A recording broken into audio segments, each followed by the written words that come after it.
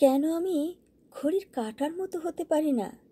কেন আমি ক্লান্ত পরিশ্রান্ত হয়ে যাই? আমি তো নিঃসঙ্গতায়ও চলতে চাই। আমি চলতে চাই প্রিয়জন পাশে থাকলে আপনজনের সাথে বৈশাখী মেলাতে, দুপুর রোদে, অমাবস্যার রাতে, বৃষ্টির দিনে কিংবা কুয়াশার ভোরে।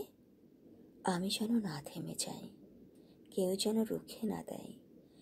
প্রচুর পরিশ্রমের পরেও বিরামহীন যেন চলতে পারি। বিশ্রামের প্রয়োজন, এই কথাটা যেন না থাকে আমার ডিকশনারিতে। আমি ঘুমাবো না, পান করব না, করব না স্নান। আমি রেগে যাব না, কাঁদব না, গাইব না গান।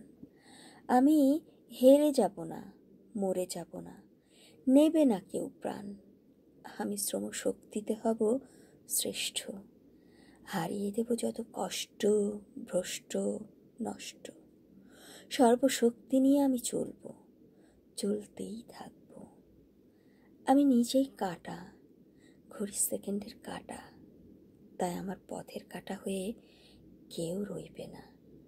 আমি সবচেয়ে দ্রুতগামী, ঊর্ধ্বশ্বাসে চলব।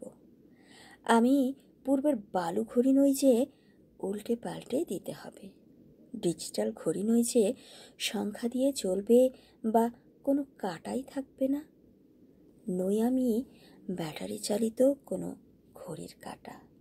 আমি হতে চাই প্রকৃতি থেকে আগত, স্বয়ংক্রিয়ভাবে চালিত, ঐশ্বরিকভাবে প্রাপ্ত, জীবন ঘড়ির সেকেন্ডের একটা মাত্র সচল কাঁটা।